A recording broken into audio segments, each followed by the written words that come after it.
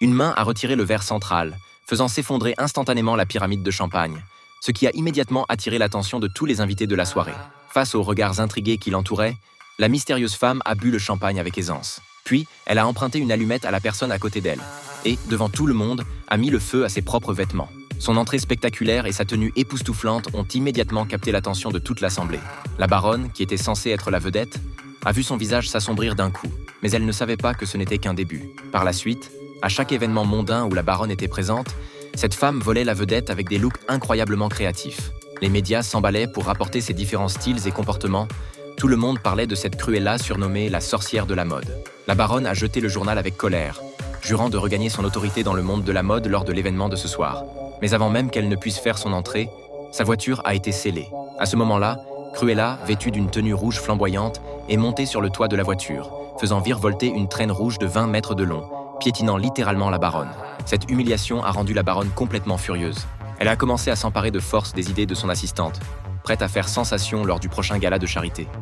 Mais elle n'a pas remarqué le léger sourire sur le visage de la jeune assistante. En réalité, elle était la fameuse sorcière Cruella. Des années auparavant, la baronne avait poussé la mère de Cruella du haut d'une falaise en utilisant son chien dalmatien. Pour se venger, Cruella s'était fait passer pour une assistante docile et s'était infiltrée dans l'équipe de design de la baronne. Son objectif était de détruire la carrière dont cette femme était si fière. Quelques jours plus tard, lors du gala de charité, la baronne portait un design volé à Cruella et savourait les compliments de tout le monde, quand soudain, un camion à ordures est arrivé. Lorsque le haillon arrière s'est ouvert, des monceaux de déchets se sont déversés. Cruella s'est alors dressée au milieu d'un tas de chiffons, provoquant des cris de surprise dans l'assistance. Mais ce n'était pas le plus spectaculaire. Cruella a rapidement grimpé sur le camion à ordures, et alors que le véhicule avançait lentement, les chiffons derrière elle se sont transformés comme par magie en une longue traîne. Elle souriait avec assurance. À cet instant, la rue entière était devenue son podium. Les journalistes prenaient frénétiquement des photos, tandis que la baronne serrait les dents de rage, souhaitant l'éliminer sur le champ. Pour regagner la face, la baronne a dépensé beaucoup d'argent et a ordonné à son assistante de concevoir une robe dorée.